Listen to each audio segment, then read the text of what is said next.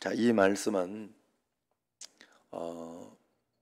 예수님을 베들레헴으로 보내겠다 하는 그런 약속의 말씀이에요. 참 신기하게도 예수님은 베들레헴에 이렇게 났는데 약속이 성취되기를 베들레헴에 살다가, 우리가 생각하기에는 베들레헴에 살다가 베들레헴에서 베들레헴 고향이어야 그래 베들레헴에서 나는 게 아니냐 하는 생각, 그런 생각이 들 수 있어요. 제가 그 생각이 들었으니까. 그런데 하나님은 그렇게 하지 않고 나사렛 출신이지만 시골 사람인데 태어날 때 어디에서 태어나게 했느냐? 호적하러 갔잖아요. 호적하러. 옛날에 내가 호적하러 안 가고 6월절 예배 들어간다고 했다고 얼마나 아내가 비난하는지. 이 설교를 가지고 자꾸 이렇게 비난, 그러면 그런 줄 알고, 여러분 알아서 그냥 그런 줄 알고 들으셔요. 내가 이렇게 헷갈릴 때가 있어요. 그러면 여러분도 다 설교 다 기억하고 이렇게 다 순종하는 거 아니잖아요. 서로 용서하고 그래 가야 되지. 물론 아내니까 이야기를 해줍니다마는 자꾸 이렇게 설교하다가 뜨끔뜨끔 할 때가 있어요. 뭘 가지고 또 지적하려나. 그러지 말아요. 그래가지고 그랬는데 이제 호적하러 가가지고 거기 가가지고 산딸이 되고, 하필 산딸이 되었을 때 호적 시간이 되고 뭐 그렇게 해가지고 간 거잖아요. 가다가 거기에서 이제 그 아기를 낳아야 되고, 그러면서 베들레헴에서 낳으면서 말씀이 성취된 거예요. 우리가 생각할 때에는 굉장히 우연인 것 같고, 이게 저걸 가지고 어떻게 말씀에 성취를 할 수 있을까 하는 그런 생각이 들지만, 하나님은 어떻게 해서라도 하나님의 말씀은 성취시켜요. 그 말씀대로 그대로. 그래서 성경에서 메시아를 약속한, 메시아는 베들레헴에서 난다 한 거예요. 구약에서 그렇게 한 거예요. 그렇기 때문에 베들레헴에서 나야 돼. 나사렛에서 나놓고 메시아다 이렇게 주장할 수가 없어요. 어쨌든 성경에 그대로 하나님은 성취하게 해주신다. 하나님은 말씀이 틀린 것 같아도 하나님이 꼭 인도해 주시고 역사해 주시고 인도하신다는 걸 여러분 꼭 믿어야 돼요. 그래서 지금 코로나 전국 가운데서도 그 케냐 선교사님이 이야기해 주고 간 거 있잖아요. 야, 그 참 케냐 선교사님 이야기를 들어보면 제가 참 감동이 되는 게 참 많아요. 그 코로나가 막아놓은 길 가운데 하나님이 열어놓은 자기에게 하나하나 그 적은 거, 그걸 가지고 뭐 간증이라 할 수 있겠어요. 거기에서 고추 이렇게 뭐 따먹었다, 뭐 청양고추긴 하지만은 그래도 그것도 이렇게 길러서 따먹고, 뭐 상추도 길러서 이렇게 밖에 나가지 못했지만, 나가서 아무것도 못했지만 하나님은 그런 거, 또 열매, 과일 열매도 뭐 먹었다 했죠? 토마토? 방울토마토? 여러분도 기억 안 나잖아요.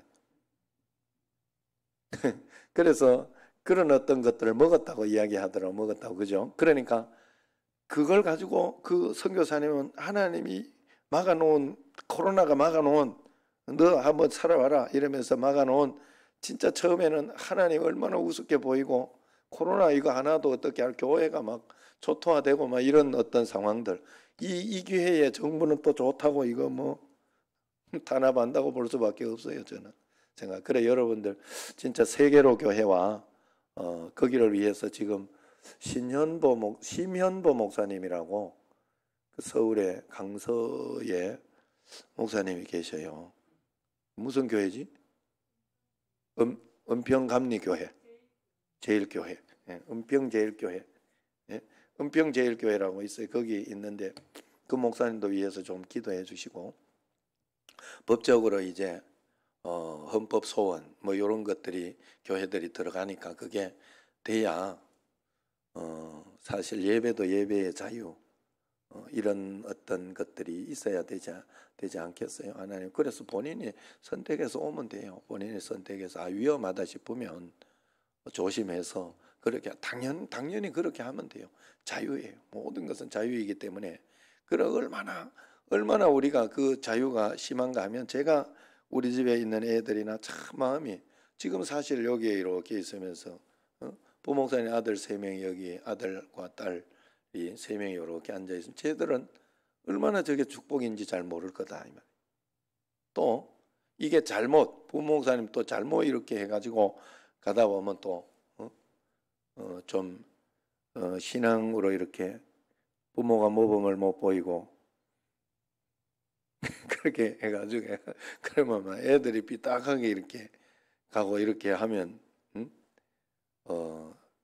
나는 목사 아들로 태어난 게 굉장히 힘들었다, 어려웠다 이렇게 되지만 사실은 저는 제 입장에서 이렇게 볼 때 야, 이 목사 아들로 태어난 건 축복이다, 굉장한 축복이다.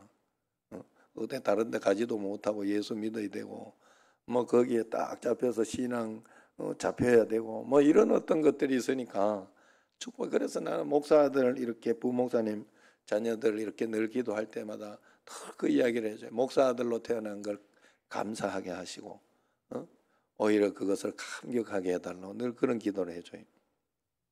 그런데 어쨌든 그걸 잘 모를 거단 말이에요. 잘 몰라요. 그러나 하나님 앞에서 이게 얼마나 큰 축복인지 이제 아는 마음으로 우리가 살아야 되는데 뭔 이야기하다 이리로 왔나? 그 교회 위에서 기도하다가 그랬네. 자유라는 거, 자유 이야기하다 그랬네요. 자유 이야기하다. 하나님은요, 나를 강제하지 않는다는 걸 알았어요. 여러분 예배 오는 것도 하나님은 강제하지 않는다는 걸 알았어요. 그런데 중요한 건 내가 하나님을 정말 사랑함으로 온전히 하나님께 예배하고 주님을 따라가면 하나님은 반드시 또 채워주신다는 것도 봤어요. 여러분 정말 온전하게 하나님 말씀대로만 순종하며 따라가면 뭐 늘 말씀드리지만 어려움이 없다는 소리는 아닙니다. 어려움은 있어요. 사는 나는 늘 고난이 왔다 갔다 해요. 고난이 이 고난 저 고난이 왔다 갔다 해요. 그러나 예수님을 정말로 만나고 정말로 믿으면 주님과 함께 참된 예배자가 되면 그 가운데서도 하나님의 인도하심을 받을 것이며 그 다음에 두 번째는 그 하나님의 인도하심 때문에 행복할 것입니다. 삶이 행복할 것이고 삶이 감사할 것이고 만족할 거예요. 분명히 하나님은 그렇게 해주셔요. 분명히 하나님은 그렇게 해주셔요. 고난 가운데에서도 그래서 어떤 고난과 어떤 어려움 가운데에서는 야, 매운데 맛있다. 매운 맛집.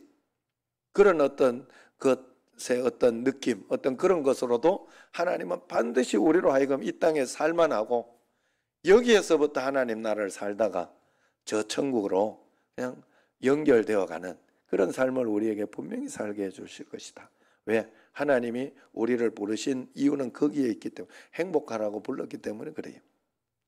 그럼 왜 내가 행복하지 않냐? 이유는 한 가지. 바로 믿지 못하기 때문에 그렇다. 그건 분명하게 말씀드릴 수 있어요. 왜냐하면 행복이니까. 왜 어려움이 있냐 없냐 이거 말고 왜 고통이 있냐 없냐 이거 말고 고통이 있어도 행복하다니까. 왜냐하면 그 다음에는 간증이 있기 때문에 그래요. 그 다음에는 또 하나님 앞에 여러분 그냥 행복한 것보다 그냥 서울대학교 그냥 붙어서 행복한 거하고 떨질 뻔했는데 이리저리 굴러다니다가 서울대학교 딱 붙어 행복하면 그 얻은 게 더 행복할까요? 말을 못하네. 굴러다니다가 이렇게 안 될 줄 알았는데 돼가지고 그러면 더 행복해져요. 굉장히 감격이 돼요. 감격이. 처음에는 당연하게 아예 감사하고 행복하다 그냥 되면 감사하고 행복한데 그렇게 되면요 감격이 와. 감격이 말할 수 없는 감동, 감격 때문에 며칠 동안 그거 가지고 그거는 막 엔돌핀이 아니요. 이거는 다이돌핀, 엔돌핀의 전배 다이돌핀이라고 그러죠. 뭐 그런 어떤 것들이 막 굉장히 우리에게 그래 간증이잖아요. 사람은 간증이잖아요. 제가 난강교에 있을 때도 어떤 그 청년이 피아노 이렇게 했는데 그 한양대학교하고 연세대를 했어요. 그래가지고 한양대학교 하면 연세대 이렇게 막 적당히 하려고 이제 그랬는데 한양대학교를 뚝 떨어져 버렸네. 연세대만 남은 거예요. 이제 피아노 쭉 해가지고 연세대 됐어요. 한양대 떨진 놈이 연세대를 됐어요. 그래가지고 얼마나 감격을 하는지. 만약 환양대를 됐으면 연세대 떨어졌을 수 있어요.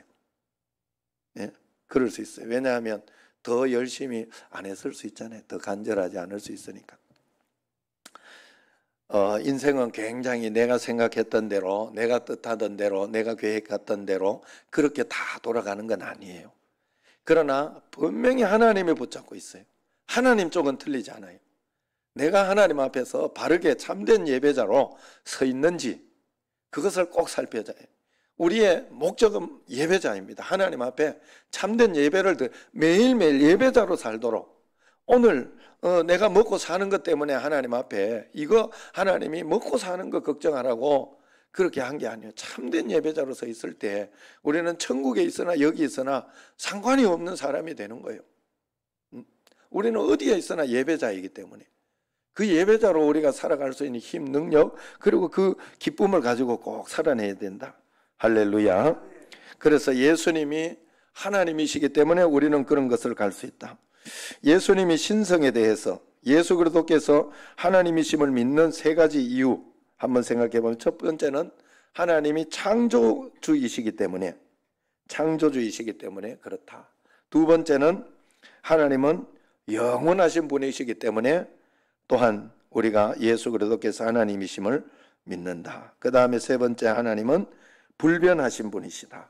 영원 불변하신 분이시다 하는 것 때문에 믿는다. 그래서 구약에서 예언된 것이 신약에 성취되었는데 오늘 읽은 미가서 5장 2절은 탄생 장소의 유다족 베들레헴 에브라다야 너네 유다족 속 중에서 지극히 작지 않다라는 것을 작을지라도 이스라엘을 다스릴 자가 내게서 나올 것이다 이야기를 했는데 그것이 바로 육신적인 것이지만 마태복음 2장 1절에 예수께서 유대 베들레헴에서 나심해 하시고 그것이 성취되었다는 것을 이야기하고 있어요.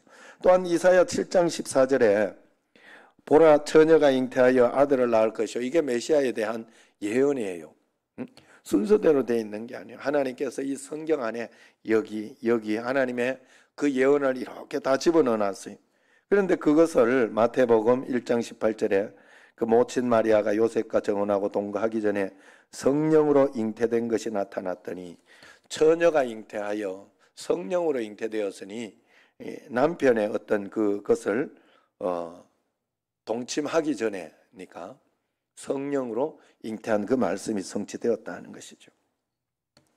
그리고 또 이제 나귀 새끼를 타고 승리할 것이다, 입성할 것이다, 예루살렘을 입성할 것이다 하는 그 고난 주간의 그 말씀 또한 스가랴 9장 9절에 나와요. 시온에 따라 크게 기뻐할지어다 예루살렘에 따라 즐거이 부를지어다 보라 내 왕이 내게 임하나니 그는 공의로우며 구원을 베푸시며 겸손하여서 나귀를 타나니 나귀의 작은 것 곧 나귀 새끼니라 하고 이렇게 말씀합니다. 그런데 요한복음 12장 13절 14절에 보면 종려나무를 가지고 맞으러 나가 외치되 호산나 찬송하리로다 주의 이름으로 오시는 이 곧 이스라엘의 왕이시여 하더라. 예수는 한 어린 나귀를 만나고 타시니 그랬어요. 나귀를 타고 입성하셨던 그 말씀이 또 성취되었어요. 또 친구에게 배반당하는 어떤 그런 말씀, 가룟 유다에게 배반당하는 말씀이 또 시편 41장 9절에 나옵니다. 나의 신뢰하는 바 내 떡을 먹던 나의 가까운 친구도 나를 대적하여 그 발꿈치를 들었나이다. 그렇게 이야기를 합니다. 그것이 바로 가룟 유다가 예수를 넘겨주려고 대제사장들에게 나가며 하는 그 말씀으로 성취된 것이죠. 그래서 구약에서 예언된 말씀은 다 신약에 성취되었다 하는 것을 보여주고 있어요. 또 이사야 53장 3절에 보면 그는 멸시를 받아서 사람에게 실어 버림바 되었으며 사람들에게 얼굴을 가리우고 보지 않음을 받은 자 같아서 멸시를 당하였고 우리도 그를 귀히 여기지 아니하였도다. 그렇게 이야기를 하고 있죠. 멸시를 받았다. 멸시를 받았기 때문에 그렇게 와서 십자가에 못 박혀 죽으셨다 하는 그런 말씀이 요한복음 1장 11절에 보면 자기 땅에 오며 자기 백성이 영접지 아니하였으나 그런 말씀이 나오죠. 또 죄수들과 함께 십자가에 달리는 말씀도 나옵니다. 이사야 53장 12절에 보면 범죄자 중 하나로 헤아림을 입었음이라 그렇게 이야기합니다. 메시아가 범죄자로 이렇게 낙인 찍히게 된다는 말씀이 있습니다. 그것이 마태복음 27장 38절에 이때에 예수와 함께 강도 둘이 십자가에 못 박히니 하나는 우편에 하나는 좌편에 있더라 하는 그런 말씀이 있습니다. 그래서 언제나 하나님 앞에서 하나님 말씀은 성취된다는 것을 알고 꼭 그렇게 나요. 손과 발에 못 박히신 말씀도 있죠. 시편 22편 16절에 악한 무리가 나를 둘러 내 수족을 찔렀나이다 하는 말씀이 요한복음 20장 27절에 보면 내 손가락을 이리 내밀어 내 손을 보라 내 손을 내밀어 내 옆구리에 넣어보라 하고 십자가에 못 박히신 것을 증명하는 그런 말씀이죠. 도마에게 하신 말씀인가요? 자, 그리고 시편 16편 10절에 이는 내 영혼을 음부에 버리지 아니하시며 주의 거룩한 자로 썩지 않게 하실 것임이니이다. 부활하실 주님을 예언하고 있는 말씀입니다. 그것이 신약성경 사도행전 3장 15절에 생명의 주를 죽였도다 그러나 하나님이 죽은 자 가운데서 살리셨으니 부활의 예언을 또 그대로 성취시켰다는 것이죠. 그리고 승천하신 것 주께서 시편 68편 18절 주께서 높은 곳으로 오르시며 하고 승천하시는 것을 예언했는데 사도행전 1장 9절에 보면 저희 보는 데서 올리워 가시니 구름이 저를 가리워 보이지 않게 하더라 하는 말씀이 있습니다. 사도행전 1장 9절에 그 말씀이 있는 거예요. 그래서 승천하시고 그리고 지금 사실은 우리에게 성령으로 우리에게 오셔서 그 말씀이 성취된 이 오순절 날의 이 성령 강림의 사건 이런 것이 우리 삶에 있는 것인데 그것 또한 이렇게 에스겔서 또 예레미야서 여기에 보면 그 말씀들이 또 나와요. 그 말씀들이 영으로 내 마음에 부어줄 것이다. 성령으로 요엘서에도 또 나오죠. 그리고 마음에 새로 내가 내 영을 너희 마음에 두고 해서 새로 너희 마음 속에 내가 새길 것이다. 우리는 이제 여러분 하나님의 말씀을 듣고 움직이고 그렇게 따라가야 하는 사람이에요. 여러분 우리가 이 하나님 앞에서 이 그 율법주의적인 어떤 종교적인 신앙을 가지면 안 돼요. 하나님이 우리와 함께 계시잖아. 하나님 우리와 함께 계시잖아. 겉으로 보이는 것만 가지면 안 된다 하는 거예요. 하나님 앞에 정말로 믿음으로 살아가면서 우리 형님이 깨닫듯이 찌르지 않아야 되겠다. 내가 너에게 찌른 걸 회개한다. 김신철이한테 찔렀던 거 미안하다고 내가 생각한다.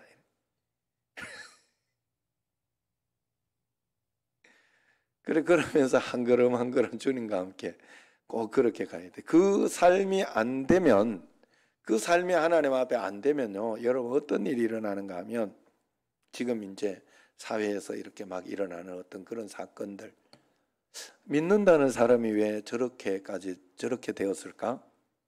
왜 저 목사님은 저렇게 사람을 속이고 저렇게 가서 성추행이나 뭐 이런 일들이 또 일어나고 또 지금 또 그 아린가 거기에 이렇게 보니까 안산에 뭐 무슨 교회 또 이야기 나오더라. 종교적이어서 그래요. 전부 종교적. 하나님과 함께 동행하는 그 삶을 살아가려고 하지 않고 겉으로 육신적으로 잘했냐 못했냐. 선악은 내가 따지는 게 아니에요. 선악은 우리에게 있는 게 아니에요. 내가 잘했나 못했나 따지면 안 돼. 하나님 앞에서 이게 하나님 앞에서 바른 것인가 그렇지 않은 것인가 늘 기도하면서 주의 말씀 가운데 순종하려고 꼭 해야 된다 하는 거예요. 할렐루야. 여러분 하나님 말씀은 1.1획도 틀리지 않다 하는 것 꼭 기억하시고 또 예수님께서 우리에게 이 땅에 오셔서 승리와 어떤 그런 것들을 성취해 줄 수 있는 것은 예수님께서 인간으로 우리에게 오셨기 때문이라는 걸 우리가 알아야 됩니다. 예수 그리스도께서 피터 베인이 이런 이야기를 했어요. 예수 그리스도께서는 이 세상에 사셨습니다.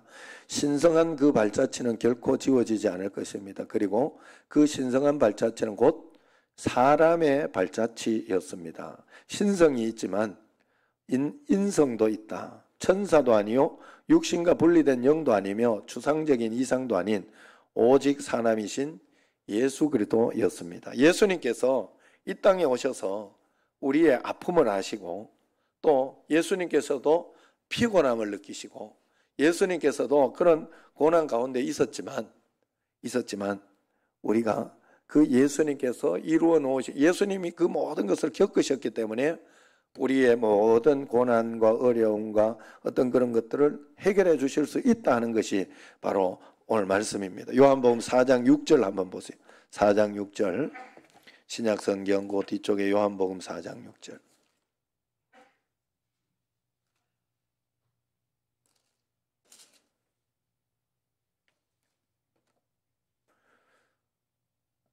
시작.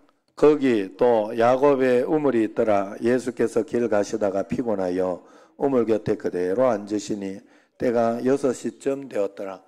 피곤하여 예수님은 안 피곤해야 된다고 생각하면 안 된다 하는 거예요. 피곤했다는 거예요. 피곤했는데도 예수님이 뭐 했지요? 새벽 기도를 했어요. 새벽 기도를 누가 만들어 가지고 이걸 목사가 힘들고 어렵고 막 그렇다고 이렇게 이야기를 하는 사람들이 있잖아요. 농담으로 이렇게 하잖아요. 여러분들도 이렇게 새벽 기도 나올 때 이렇게 아이씨 누가 만들 이러면 안 돼요. 예수님이 만드신 거예요. 예수님이 만드신 건 아니에요. 사실은 이스라엘 백성들은 하루 5번 기도 새벽부터 종쳐요. 아셔야 돼.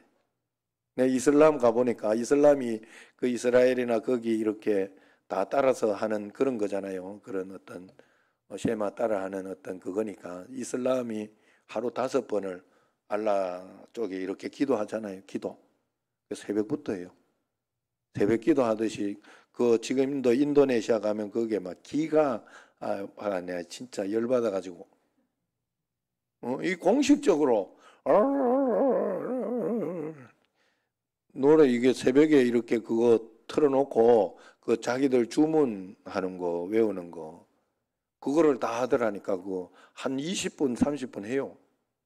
시끄럽게 온 동네 사람들 다 듣게. 그러니 얼마나 그렇게 했어요. 그래서 사실은 기도라는 것은 예수님께서도 습관을 따라 새벽에 가서 기도하신 이유는 그렇게 기도하신 이유는 예수님께서 그렇게 기도하신 이유는 피곤하고 힘들었지만 그 하나님의 어떤 말씀 가운데 이것을 유지하고 이겨내기 위해서는 필요했기 때문에 그렇게 하셨다 하는 것을 여러분들이 잊으시면 안 돼요. 예수님은 완전한 인성도 가지고 있어요. 예수님도 그런 갈등과 어려움은 있었지만 거기에서 바른 길, 하나님의 말씀을 선택하셨다 하는 것을 잊어버리면 안 돼요. 그래서 7절 말씀 거기에 7절 시작. 사마리아 여자 한 사람이 물을 기르러 왔음에 예수께서 물을 좀 달라 하시니 뭔 말이에요? 예수님도 목이 말랐다 하는 뜻이에요. 예수님도 너무 목이 마르니까 목이 마를 때는 물을 이렇게 마셨더라. 아셨죠? 그리고 우리의 모든 갈증도 아시고 그렇다 하는 것. 그 다음에 11장 35절 요한복음 거기까지만 보세요. 11장 35절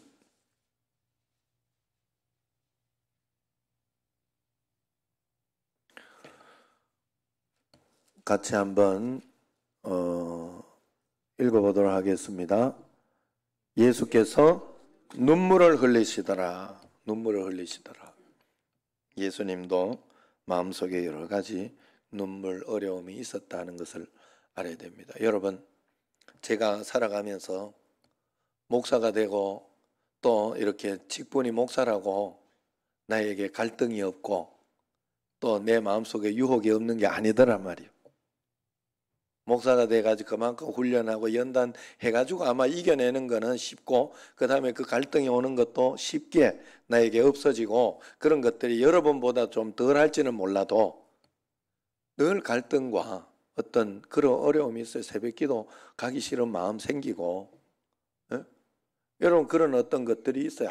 그냥 부목사 시킬까 하는 생각도 늘 있고 그런 마음들이 있어요. 왜 그럴까? 인간이니까 자유의지니까 그런 거예요. 자유의지니까. 이 자유의지에 대한 선택은 철저하게 내가 하는 거예요. 철저히 예배 드리는 것도 내가 하는 거고 안 드리는 것도 내가 하는 거예요. 상황이 어쨌든 간에 상관없어요. 상황이 어쨌든 결과는 내가 결정하는 거예요. 내가 결정하는 거. 그러니까 하나님 앞에 우리는 이 결정을 온전하게 주님 앞에 드리고 주님 앞에 가지고 나아갈 때 하나님은 나의 그 어려움과 그것을 다 아시기 때문에 여러분 사는 것이 그저 하나님 말씀대로 한 걸음 한 걸음 그때그때 따라가겠다 생각하고 살면 얼마나 재밌는지 몰라요. 사는 게 신기하고 재밌잖아요. 또 내일은 또 어떤 일이 일어날란지, 다음번엔 또 어떤 일이 일어날란지. 지금 이 문제가 속상하고 답답하고 힘들고 어려워서 이걸 어떻게 풀어낼까 힘들까 그런 마음도 들지만 다른 한편으로는 그냥 감사한 거는 여기에서 하나님의 뜻이 무엇일까를 생각하고 그것만 해보자 하고 가는 거지. 그냥 그렇게 가는 거예요. 사는 게 인생이 뭐 여러 가지로 뭐 내가 계획을 열심히 해가지고 얼마를 벌어놨다고 그거 가지고 내가 잘 살고 말고 벌어놓는 것도 다 하나님이 챙겨줘야 그것도 버는 게 되는 거지. 그렇게 되는 게 아니더라 이 말이에요. 여러분 하나님 앞에 한 걸음 한 걸음 살아가되 말씀대로 살아가려고 여러분 발버둥을 치시기를 바랍니다. 제가 그 목사님이 그 4대째 목회자 집안인가 한 그 목사님 고신측의 목사님인데 말씀을 굉장히 재미있게 하더라고요. 이 말 언변이 얼마나 재미있게 하는데 그 목사님 한번 부흥에 한번 모셔볼까 하는 생각인데 내보다 젊어요. 젊은데 그 목사님이 그 이야기야. 목사님이 하도 많아가지고 그 집에 36명이나 된대 집안에. 그러니까 집안이 한번 딱 모여가 기도하면 자기는 기도 한 번을 할 수가 제일 막내이기 때문에 목사 막내이기 때문에 기도 차례가 죽을 때가 안 돌아온다. 그래가지고 그 소리를 하도 붕해하면서 떠들고 댕겼더니 어느 날 갔더니 너 한번 기도해라. 하도 욕하고 돌아댕긴다면서 이래가지고 그래가지고 기도 한번 했대 지금은. 그랬는데 그 목사님이 자기 할아버지 목사님이 돌아가시기 한 2년 전에 누워만 계셔야 되는데 누워 계시면서 계속해서 CBS 하고 이 말씀 듣는 거 그 말씀만 계속 틀어놓고 CTS 하고 막 이런 데 틀어놓고 그렇게 있더라는 누워서 그래 평생 듣던 거 저거 지겹지도 않냐고 그러면서 이제 그 손주가 이제 물어 할배는 그 지겹지도 않냐고 뭐 이렇게 듣냐고 이러면서 이야기를 물어봤더니 내가 그런 소리 하지 마라. 내가 하나님 앞에 잘 보이려고 발버둥을 치고 있다 이러더라.